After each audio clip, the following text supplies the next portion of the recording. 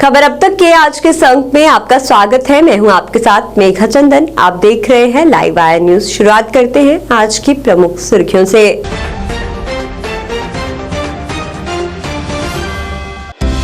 उपराज्यपाल मनोज सिन्हा ने जम्मू में जनरल जोरावर सिंह के शहादत दिवस पर उन्हें की श्रद्धांजलि अर्पित, उनके योगदान को किया याद।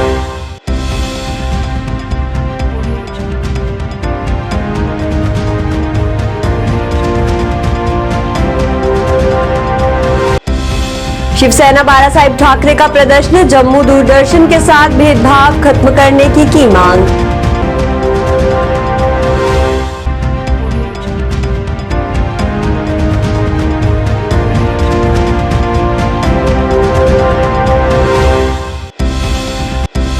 संजय नगर में फटा सिलेंडर, कई झुग्गियां जलकर राख।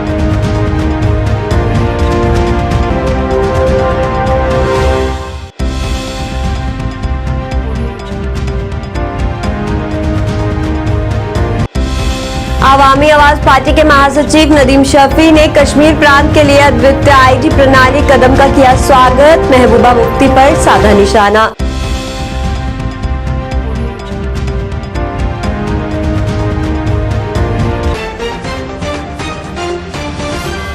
अब खबरें विस्तार से। उपराज्यपाल मनोज सिन्हा ने जम्मू में जनरल जोरावर सिंह के शहादत दिवस पर उन्हें याद कर श्रद्धांजलि अर्पित की।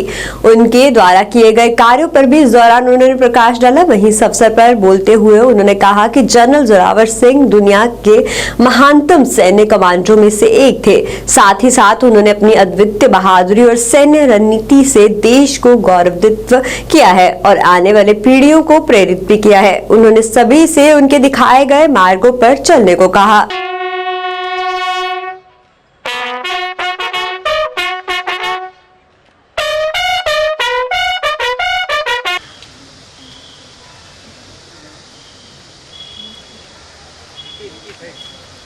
वॉरफेयर का बादशाह माना जाता है। पहाड़ों पर लड़ाई लड़ने का जो कौशल भारत की सेना के पास है वो दुनिया की किसी सेना के पास नहीं। सेना श्री अनमोल भारद्वाज जी का, श्री राकेश कुमार जी, श्री कुलदीप सिंह बना रहे हैं, हमारे इतिहास को आगे लेके जा रहे हैं। सबसे पहले मैं भारत के महानतम मिलिट्री स्ट्रेटेजिस्ट एवं योद्धा जनरल जोरावर सिंह जी की पुण्य स्मृति पर उन्हें विनम्र श्रद्धांजलि अर्पित करता हूं और उन्हें सत नमन करता हूं। आज ही के दिन 12 दिसंबर को तिब्बत में लड़ते हुए जनरल जोरावर सिंह जी वीर गति को प्राप्त हुए थे। मुझे लगता है कि देश उन्हें अखंड भारत के उस महान योद्धा के रूप में देखता है जो अनेक पीढ़ियों के लिए अपनी वीरता, मिलिट्री स्ट्रेटेजी एवं थिंकिंग से प्रेरणा, नई ऊर्जा प्रदान कर रहे हैं। मैं ट्रस्ट के सभी पदाधिकारियों के प्रति भी कृतज्ञता ज्ञापित करता हूं जो भारतवर्ष के आत्मविश्वास तथा स्वाभिमान के प्रति जनरल जोरावर सिंह जी की स्मृति और उनके जीवन कर्तव्यों को जनमानस में पहुंचाने का कार्य कर रहा है। मित्रों, मैं जिस विश्वविद्यालय में पढ़ा हूं, काशी हिंदू विश्वविद्यालय, पहली बार वहीं मैंने इनका नाम सुना और हिंदू विश्वविद्यालय से जो संबंध है वो मैं आपको बताता हूँ। वहाँ एक बड़ा पुराना म्यूजियम है, भारत कला भवन। जनरल जोरावर सिंह जी की पेंटिंग का एक स्क्रोल जिसमें 11 पेंटिंग प्लेट्स हैं, वहाँ भारत कला भवन में रखा गया है और वहाँ के संग्रहालय के लोगों का कहना है कि शायद यह एकमात्र सुरक्षित स्क्रोल है जो जनरल जोरावर सिंह जी के सैन्य अभियानों पर प्रकाश डालता है। आज़ादी का अमृत कालखंड पूरा देश मना रहा है। इस अमृत कालखंड में आज़ादी की लड़ाई, हमारी आज़ादी के मूल्यों तथा राष्ट्र निर्माण में योगदान देने वाली महान विभूतियों का पूरा राष्ट्र आज स्मरण कर रहा है। मैं समझता हूँ इस अमृत काल में जनरल जोरावर सिंह जी जैसे महान व्यक्तित्वों के कार्यों और जीवन मूल्यों के बारे में नागरिकों और विशेष रूप से युवा पीढ़ी को अधिक से अधिक जानने की आवश्यकता है। जिस जम्मू कश्मीर के लिए उन्होंने कुर्बानी दी, उस जम्मू कश्मीर में अब निर्दोष नागरिकों के खून सड़क पर न गिरे, इस इंतजामात में हमारे सेना के जवान, हमारे बहादुर फोर्स के लोग लगे हैं। तिथि है जनरल जोरावर सिंह जी की, और जनरल जोरावर सिंह ट्रस्ट और जैक राइफल रेजिमेंट हर साल यहाँ पर जो उनकी पुण्यतिथि भी बनाता है, और उनका अगर बर्थ एनिवर्सरी आती है तो वो भी बनाता है। तो मैं जितने में आज के इवेंट की अगर बात करूँ तो यहाँ पे आज फर्स्ट टाइम जो ऑनरेबल LG सर थे वो यहाँ पर आए हुए थे, और फर्स्ट टाइम में मुझे लगता है ये ऐसा हुआ है जिसमें LG सर ने बढ़ चढ़ कर जो है वो हिस्सा लिया है, और जितना भी डिस्ट्रिक्ट एडमिनिस्ट्रेशन था हमारा वो यहाँ पर आया हुआ था। आज राज परिवार से जो रॉयल फैमिली है हमारे जम्मू की, एक तो जनरल जोरावर सिंह जी का परिवार और महाराजा गुलाब सिंह जी के परिवार से कुबरानी रितु रानी जी यहाँ पर आए हुए थे। लोको पब्लिक एक्स सर्विसमैन लीग और बहुत सारे जो स्कूली बच्चे थे वो भी यहाँ पर आए, और ये बहुत अच्छे तरीके से एक पीस मेंटेन करते हुए, जो भी इनके प्रोटोकॉल से उनको देखते हुए जनरल जोरावर सिंह ट्रस्ट ने यहाँ पे जो इवेंट था वो ऑर्गेनाइज करवाया था। उन्होंने इतना एक बड़ा रोल प्ले किया है हमारे इतिहास बनाने में। जैसे आप सुन रहे थे कि लद्दाख, स्कर्दू, तिब्बत, उन ऐसे स्थानों को प्राप्त करना इंडिया के लिए कोई मामूली बात नहीं थी। -डिग्रीज पे वहाँ पे उन्होंने, महाराजा गुलाब सिंह जी ने, उनको इतनी दूर दिशा थी कि ऐसे जनरल को अपने आर्मी में डोगरा राइफल्स में डाल के कैसे कैसे इन दोनों ने मिलके स्ट्रैटेजीज बनाए और जम्मू कश्मीर के लिए क्या नहीं प्राप्त किया। इनफैक्ट पूरे इंडिया के लिए एक बहुत गर्व की बात है कि आज हम उनके दिवस मना रहे हैं, हम श्रद्धांजलि देने आए हैं, और मैं इनकी फैमिली को बहुत ही मुबारकबाद देती हूँ। शिवसेना बाला साहिब ठाकरे द्वारा जम्मू में हो रहे भेदभाव को लेकर प्रदर्शन किया गया। प्रदर्शनकारियों ने नारेबाजी कर नाराजगी जताई। शिवसेना के प्रदेश अध्यक्ष मनीष साहनी ने कहा कि जम्मू के साथ हमेशा से भेदभाव होता आया है और अब जम्मू की संस्कृति के भी प्रहार हो रहा है, जिसे बर्दाश्त नहीं किया जाएगा। उन्होंने कहा कि पिछले काफी समय से जम्मू के लिए अलग डुग्गर चैनल बनाने की मांग की जा रही थी, जिसे सरकार द्वारा नजरअंदाज किया गया, और अब उस पर यह सुनने में आ रहा है कि जम्मू के दूरदर्शन को कश्मीर चैनल में मिलाया जाएगा, जिसे बर्दाश्त नहीं किया जाएगा। उन्होंने जम्मू के लिए अलग डुग्गर चैनल बनाने और जम्मू के साथ हो रहे भेदभाव को खत्म करने की मांग की। पूर्ण समर्पित डुग्गर चैनल डोगरा संस्कृति पर प्रहार, डोगरा संस्कृति पर प्रहार, डोगरा पहचान पर प्रहार, समर्पित डुग्गर चैनल, समर्पित डुग्गर चैनल, पूर्ण समर्पित डुग्गर चैनल, पूर्ण समर्पित डुग्गर चैनल, डोगरा संस्कृति पर प्रहार, पर प्रहार हटने और केंद्र शासित प्रदेश बनने के बाद भी जम्मू संभाग के साथ, हमारे डोगरास के साथ भेदभाव और डोगरा संस्कृति के ऊपर जो प्रहार का दौर है वो अभी तक भी बेखौफ निरंतर जो है वो लगातार यहाँ पर जारी है। जम्मू कश्मीर में लोकतंत्र सरकार तो नहीं है, मगर जम्मू संभाग से 2 सांसदों को हमने जो है पार्लियामेंट के अंदर भेजा है।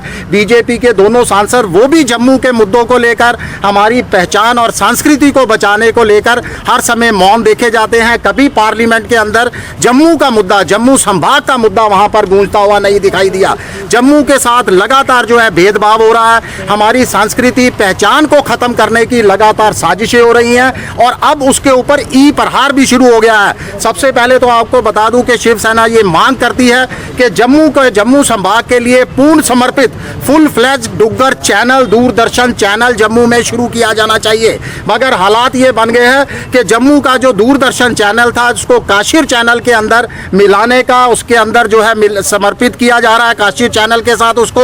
और जम्मू के जो कलाकार हैं, जो प्रोडक्शन हाउस से जुड़े हैं, जम्मू के अलग अलग भाषियों के जो कलाकार हैं, जिसमें डुग्गर है, पहाड़ी है, गुजरी है, ये तमाम हजारों कलाकारों का प्रोडक्शन के साथ जो जुड़े हैं, जो टेक्नीशियन हैं, इनके ऊपर बेरोजगारी की तलवार लटकने लगी है। जम्मू के संजय नगर में आज उस समय अफरा तफरी का माहौल बन गया जब अचानक वहां पर एक LPG सिलेंडर में विस्फोट हो गया। इस विस्फोट में आसपास आग लग गई और कई झुग्गियां इसकी चपेट में आ गई। आपको बता दें, आग इतनी भीषण थी कि देखते ही देखते फैल गई, जिसके बाद दमकल विभाग मौके पर पहुंचा और आग पर काबू पाया, पर तब तक सारा सामान जलकर राख हो गया था। पुलिस ने मामला दर्ज कर आगे की कार्यवाही शुरू कर दी है।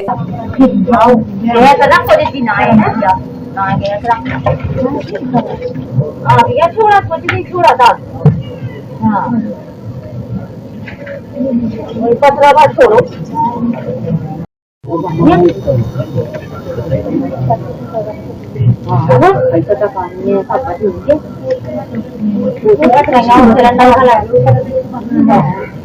हम तो काम के लिए सामान वगैरह जो था जल गया था आज कुछ नहीं बचा पैसे बेड थे सब जल गया कपड़े काम करते एक ही परिवार से हाँ जी दूसरा और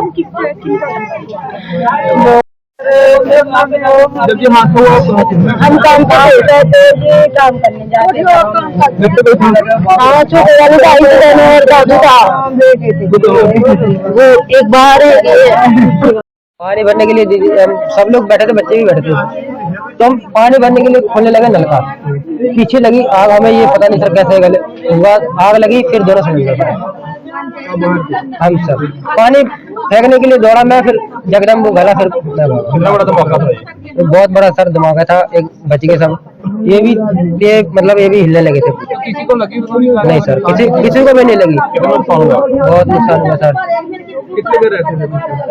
दो फैमिली रहते थे सर। हाँ जी सर, दोनों जी सर।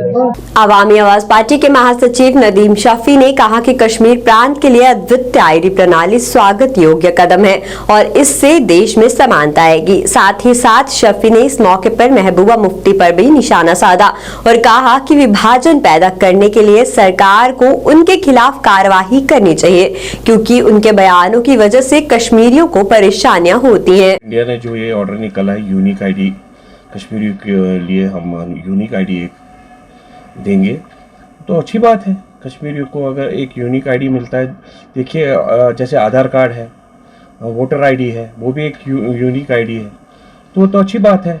लेकिन मुझे बताइए तब क्यों नहीं महबूबा जी ने बोला, जब वो सीएम थी तब क्यों नहीं उन्होंने बोला कि अगर कश्मीरी हर किसी स्टेट में जाता है उनको शक की नज़र से देखा जाता है। हम भी जाते हैं, हम हर किसी स्टेट में जाते हैं, लेकिन हमें कोई नहीं देखता है शक की नज़र से। ऐसे बयानबाजी बंद करो महबूबा जी, इससे हालात ख़राब होती है। वो मुझे लगता है एडमिनिस्ट्रेशन को इस पर कोई अच्छा सा कदम, अच्छा हार्श स्टेप उठाना चाहिए, एक नोटिस भेजनी चाहिए इनको कि ऐसे बयानबाजी मत करें। इससे कश्मीरी को प्रॉब्लम भी होती है और कश्मीर में हालात जैसे बयानों से ख़राब हो जाएगी। तो लेकिन ये गवर्नमेंट ऑफ इंडिया का अच्छा है, अगर यूनिक आईडी मिलेगी कश्मीरियों को तो अच्छी बात है। हमारे बच्चे हैं बाहर के कॉलेजेस में पढ़ते हैं, आधे MBBS करते हैं, आधे इंजीनियरिंग करते हैं, उनको तो नहीं शक की नज़र से देखा जाता है। देखिए हमारे जो यहाँ के कश्मीरी आर्ट, वो तो हर किसी स्टेट में जाते हैं, उनको शक की नज़र से नहीं देखा जाता है। लेकिन मैं बार बार यही बोलना चाहूँगा कि जब सीएम थी तब ऐसी बयानबाजी क्यों नहीं करते थे वो। अब उनको पता है कि अब वो उनकी जो मकसद जो उनका था वो खत्म हो चुका है। अब वो ऐसे बयानबाजी करने के लिए और उसको कुछ रहा ही नहीं। निदेशक कृषि कश्मीर चौधरी इकबाल ने रेस्ट हाउस कुलगाम में एक बैठक की अध्यक्षता की। बता दें इस दौरान उन्होंने विभिन्न केंद्र प्रायोजित योजनाओं के तहत स्वीकृत लक्ष्यों की समीक्षा की और लक्ष्यों को समयबद्ध तरीके से पूरा करने पर भी जोर दिया। वहीं इस मौके पर उन्होंने कर्मचारियों को कृषि क्षेत्र के ग्लैमरस, लाभकारी और लाभदायक बनाने के लिए सभी प्रयास और पेशेवर प्रयास करने का निर्देश दिया। आपको बता दें उन्होंने यूटी और केंद्र प्रायोजित विभिन्न योजनाओं को कार्यान्वयन के दौरान जवाबदेह और पारदर्शी तंत्र को भी अपनाने को कहा।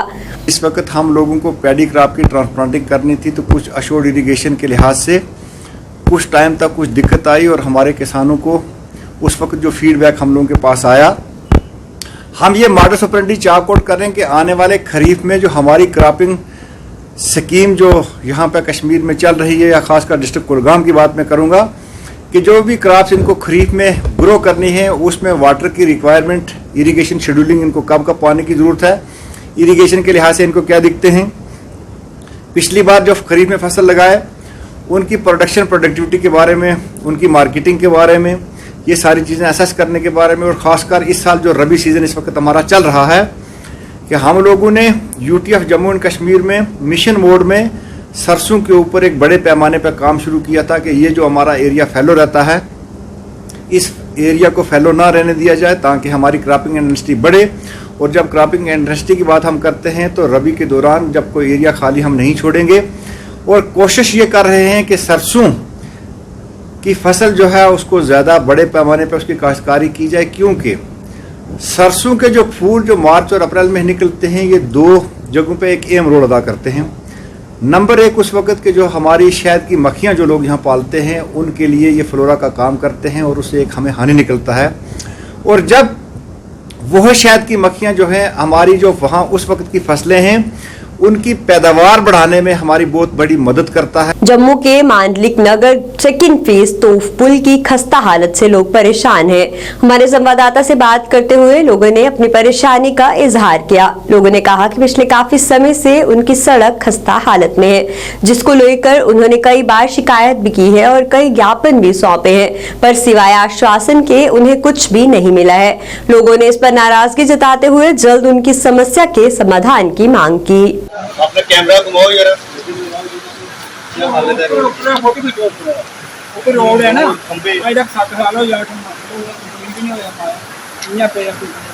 ये हमारा स्मार्ट सिटी है, देखो जरा घुमाओ।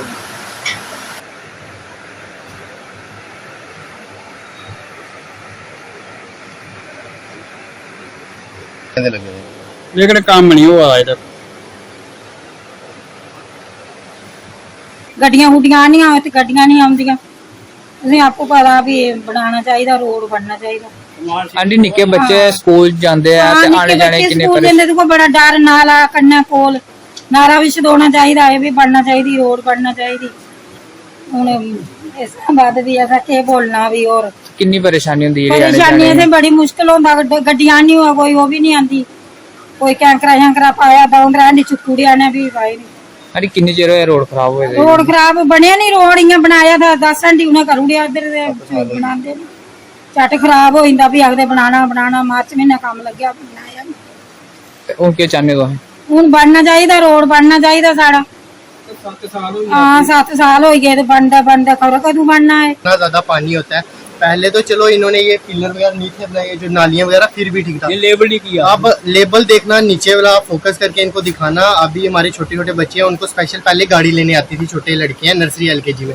अब यहाँ पे वो इतनी ज्यादा पुली कर दी है कि स्कूल की गाड़ी नहीं आ पाती, फिर हमें छोड़ने वो नीचे तोफ पुल तक जाना पड़ता है। ये इन्होंने ना वो लेवल किया ना कुछ, ये गली में फोकस करना कुछ नहीं बना अभी तक। इतना हमने ये स्पेशल DC ऑफिस भी गए, ग्रीवेंस भी डाला वहाँ पे, वो यही कहते हैं 15 दिन 20 दिन में हो जाएगा। वो कहते हैं हर साल टेंडर आता है, कोई भरता नहीं। अब हमने थोड़ी टेंडर भरना है, हमें दे दे फिर पैसे 30 लाख रुपए, हम मल्ले वाले खुद काम करा देते हैं। फिर हर बार वो यही बोलते हैं कि टेंडर आता है, आपका टेंडर कोई लेता नहीं है, तो फिर हम किसके पास जाएंगे? आप हमारा टेंडर बोलते पैसा ही नहीं है। तो अब क्या डिमांड करते हैं? हमारी यही डिमांड है कि जो थोड़ी सी एक खींच के, कोई 300 मीटर रोड भी नहीं है, खाली 300 मीटर रोड छोड़ी है, वो भी जो PWD के अंडर है। बस ये जो रोड है ये इतनी पक्की कर ले। 7 साल से जहाँ PWD दफ्तर के चक्कर काट रहे हैं, अभी तक ब्लैक टॉपिंग नहीं हुई। 500 गज एरिया रहता है, आगे भी रोड बना हुआ है, पीछे भी रोड बना हुआ है। ये 500 गज एरिया है जहाँ 7 साल से चक्कर काट रहे हैं। एडवाइजर साहब, गवर्नर साहब को भी लेटर लिखा, उन्होंने भी PWD को लिखा, लेकिन अभी तक काम नहीं हो रहा। उन्होंने बोला 29 लाख आपका टेंडर हो गया है, हम जल्दी लुक डाल देंगे, लेकिन अभी तक तार कोल वगैरह कुछ नहीं डाली। गलियों की हालत अभी तक जो ना कोई गली बनी है, ना कोई खंबा लगा है, ना कोई लाइट है। ये स्मॉल मीटर पहले लगे हैं, आज दिन तक कोई कार्रवाई नहीं हुई। स्मॉल मीटर जरूर लगा के, वो भी लोहे के खंबे पर, जो मेन पावर जा रही है PHE की, कभी भी कोई हादसा हो सकता है। मैं चाहता हूँ सरकार से कि हमारी कोई, हम सिर्फ स्मार्ट सिटी में रह रहे हैं, हमारा भी कोई काम होना चाहिए। हमारा क्या फायदा स्मार्ट सिटी में रहने से? अभी तक ब्लैक टॉप भी नहीं हुई हमारी। तो आने जाने में कितनी ये परेशानियों का सामना करना? अभी जनता जहाँ परेशान है, 7 साल से परेशान है। अभी तक हम सोचे थे कि BJP सरकार आई है, हमारा कोई डेवलपमेंट होगी, हम BJP के हैं, हमारी कोई डेवलपमेंट होगी, लेकिन नहीं, अभी तक कोई एक पैसे का काम नहीं हुआ। जो पेंडिंग वर्क पड़ा हुआ है अभी तक, ये रोड यहाँ से जाती है कोई 4 किलोमीटर ऊपर तक, और 500 मीटर रोड इन्होंने छोड़ी हुई है 7 साल तक। हम जाते हैं इंजीनियर के पास, इंजीनियर ने जितने आज तक 3 साल तक इंजीनियर चेंज हुए हैं, उन्होंने साइन किए और उन्होंने बोला कि कोई नहीं, आपका बन जाएगा ये। और हर साल टेंडर आता है और कोई पता नहीं टेंडर जाता कहाँ पे है। और इस बार हमने क्या किया कि ग्रीवेंस ऐप होती है, गवर्नर जी ने दी हुई है जनता की आवाज़ के लिए, वहाँ पे हमने एक डाला, अपना सारा फोटो शोटो भेजा रोड का, और उन्होंने बोला कि आपको विदिन कमिंग सून आपका बन जाएगा। 29 लाख का टेंडर उन्होंने बोला हुआ है, और 29 लाख का टेंडर अभी तक हमें कुछ दिख नहीं रहा यहाँ पे। अगर BJP की सरकार के बावजूद भी काम नहीं हुआ तो फिर क्या होगा सर? और हम BJP के कट्टर बंदे हैं सर। जब से हमारे वोट बने हैं ना, बीजेपी को दिए हैं हमने। और यहाँ के जो कारपोरेटर हैं हमारे अशोक सिंह मनहाज जी, उनके पास भी गए, उन्होंने बोला हाँ जी बन जाएगा। तो चलो, अगर लगता है कि उनके हाथ में भी नहीं है ये। खान्यार के निवासियों ने शहर के डाउनटाउन क्षेत्र के मध्य में स्थित गौसाई हॉस्पिटल और मैटरनिटी हॉस्पिटल को स्थानांतरित करने के खिलाफ सड़क जाम कर विरोध प्रदर्शन किया। इस दौरान उन्होंने नारेबाजी कर नाराजगी जताई और अस्पताल को स्थानांतरित न करने को कहा।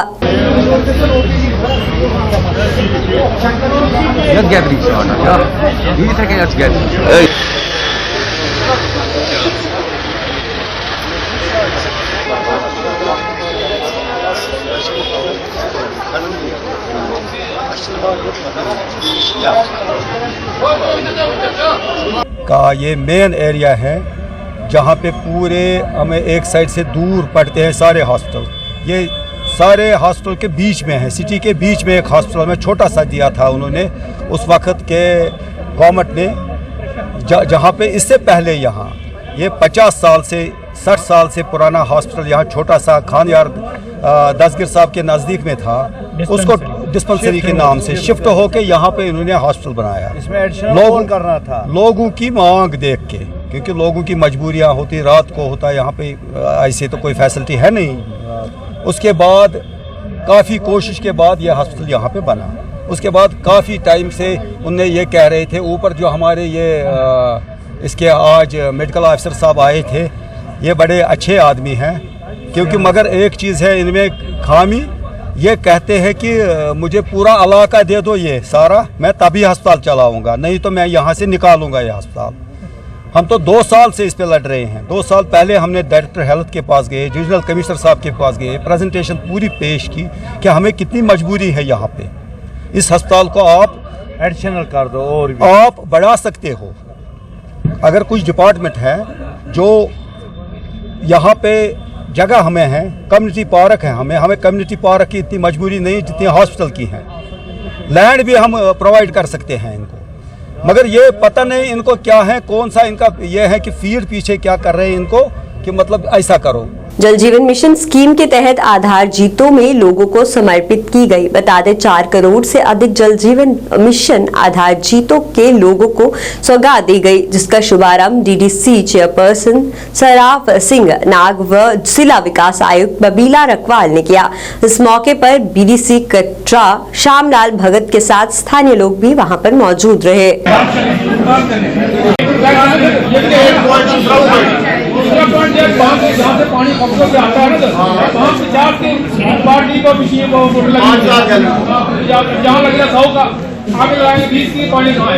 आज हम इस वक्त आधार जीतो गांव के जो जल जीवन मिशन हमारा प्रोजेक्ट है वाटर सप्लाई स्कीम का, वहां पे खड़े हैं।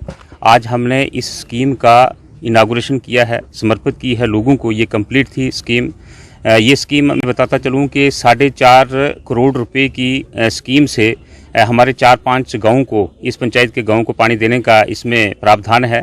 4.5 करोड़ की स्कीम में 350 हाउस होल्ड को पानी जो है साफ़ पानी पीने के लिए इससे प्रोवाइड किया जाएगा। जैसा कि हम जानते हैं कि इस वक्त पूरे ज़िले में जो हमारा जल जीवन मिशन है वो इस वक्त जोरों पे है, और विशेषकर इस फाइनेंशियल ईयर में ये बहुत इस स्कीम ने पिकअप किया है। शुरुआती दौर में जल जीवन मिशन हमारे ज़िला में, जैसे कि बाकी जम्मू कश्मीर के दूसरे ज़िलों में भी, ये भी स्कीम थोड़ी सी डॉर्मेंसी में रही, क्योंकि कुछ ऐसी कोई प्री कंडीशंस थी जिनको रिमूव किया गया। और इस वक्त ये स्कीम जो है हम बता सकते हैं कि 80% हमारे काम जो हैं पूरे ज़िले में इस वक्त या तो अलाट हो चुके हैं या कंप्लीट कुछ स्कीमें हमारी हो चुकी हैं। जैसा कि हम जानते हैं कि 117 जल जीवन मिशन की स्कीमें, प्रोजेक्ट्स हमारे डिस्ट्रिक्ट रियासी में हैं, जो 475 करोड़ रुपए की लागत से कंप्लीट होंगे।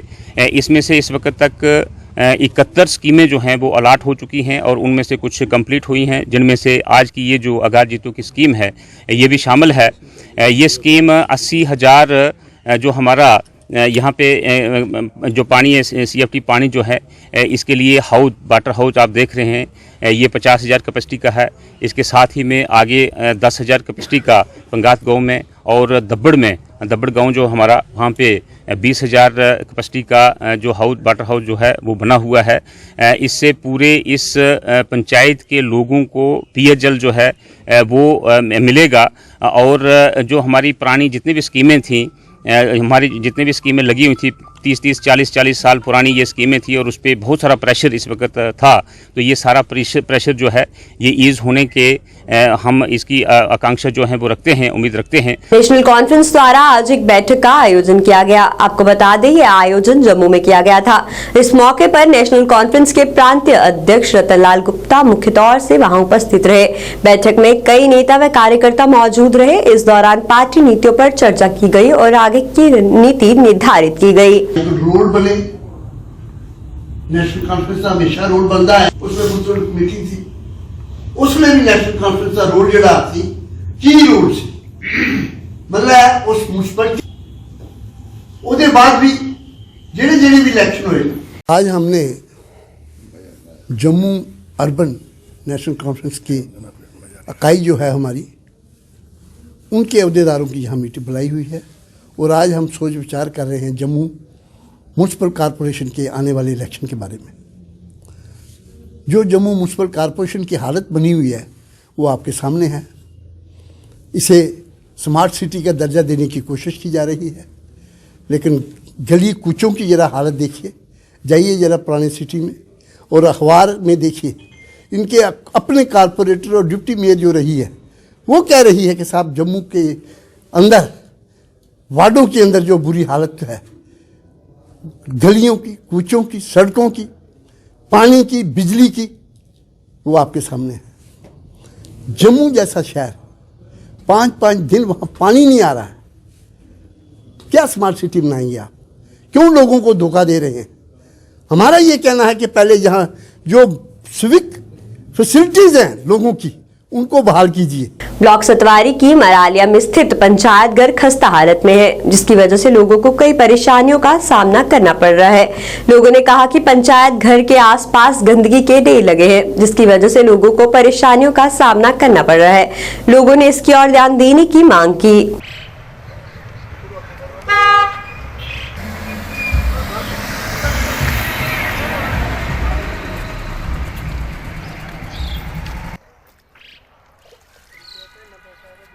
अस एक बार प्रशासन ही एक बार फिर मीडिया के द्वारा परती एक बार अपील करना चाहते हैं कि इस तरफ ध्यान दिता जाए और खासकर पैंच सरपंच अगे भी आग्रह है कि ये बारे सोचा जाए। इतने कितनी गंदगी है, इतने लोग आना जाना मुश्किल है। तो दिखी लो अपने सामने, तो मीडिया माध्यम द्वारा किन्ने बारी से अगे ही पहले भी तो दसने की कोशिश की है, लेकिन प्रशासन इस तरफ कोई नहीं दिता।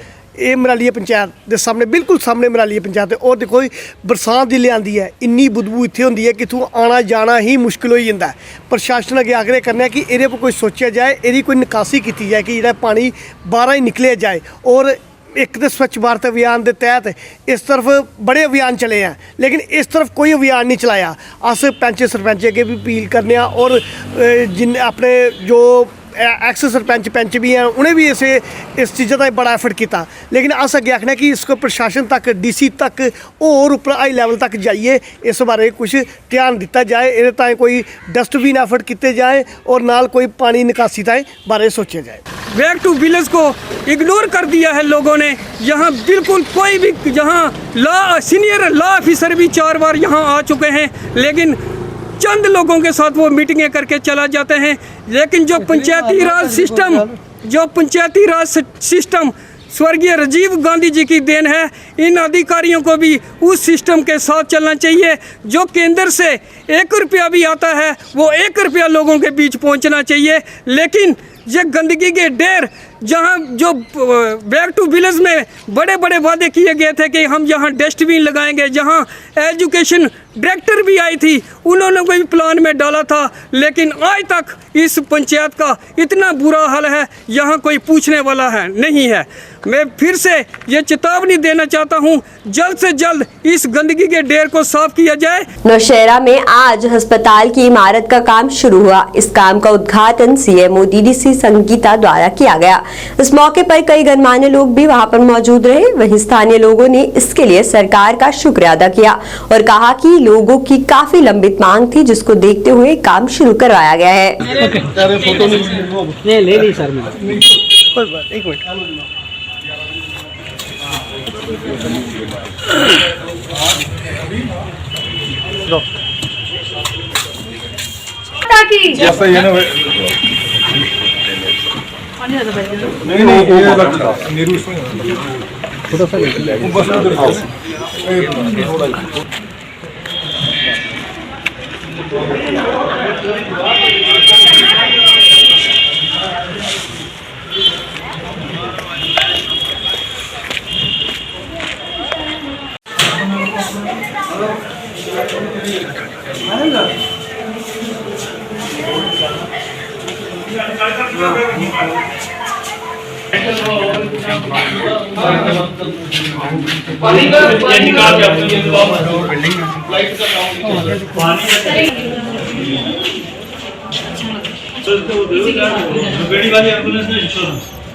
वो सबसे ज्यादा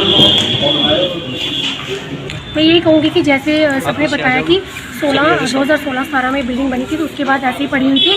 4-5 साल के बाद जो है वो फंडिंग रिलीज हुई है, एडमिनिस्ट्रेशन अप्रूवल हुआ है, तो हम मोदी सरकार का बहुत बहुत धन्यवाद करेंगे, क्योंकि अक्सर हम देखते थे कि नौशहरा में काफ़ी जो है लोगों को सफ़र होते थे, और ये इतनी अच्छी बिल्डिंग बनी हुई है, तो आज मैं यहाँ के लोगों को बहुत मुबारकबाद दूँगी। आने वाले टाइम में लोगों को जो है इसका काफ़ी फ़ायदा होगा। मैं तो यहाँ के लोगों को पहले अपने दिल की गहराई से मैं इनको ये खुशखबरी भी ये है इनके लिए, और एक बहुत देर से रुका हुआ काम जो है वो स्टार्ट हुआ है, तो मैं बहुत खुश हूँ अपनी जगह कि मेरे टेन्योर में ये हुआ। इसमें मैं सबसे ज़्यादा ये बोलूँ कि सबसे ज़्यादा एफर्ट जो है डीसी सर की थी, जिनने बहुत बार मीटिंग की इस बारे में, और उसके बाद हमारे डायरेक्टर साहब उन्होंने भी इसमें कीनली पिछली बार जब वो आए तो उन्होंने मुझे बोला था कि हम पहले यहाँ काम ऊपर से स्टार्ट करेंगे, ताकि दोनों बिल्डिंगें यहाँ की और सुंदर बनी की ये साइमल्टेनियसली दोनों का काम स्टार्ट हो। तो मैं बहुत खुश हूँ कि ये काम शुरू हुआ, और उम्मीद करता हूँ कि बहुत कम पीरियड में ये सारा कंप्लीट होना चाहिए। बला बदरवा तहसील के दुबली गांव के मोहम्मद इकबाल भट्ट के घर में बीती शाम आग लग गई। आपको बता दें, इसमें घर पूरी तरह से जर्जर हो गया। बताया जा रहा है कि शॉर्ट सर्किट से घर में आग लग गई। स्थानीय लोगों ने प्रशासन से तत्काल राहत की मांग की है। प्रशासन ने भी हर संभव मदद का आश्वासन दिया है। उन्होंने कहा कि अगर भल्ला में समय पर अग्निशमन सेवा व वाहन पहुंचता तो ज्यादा नुकसान नहीं हुआ होता। लोगों ने कहा कि सड़क का निर्माण पूरा नहीं हुआ है और 800 मीटर का हिस्सा पूरा नहीं हुआ है, जिसके कारण दमकल वाहन समय पर नहीं पहुंच पाया और इतना नुकसान हो गया। लकड़ी ऑलमोस्ट नीचे गिरा दी।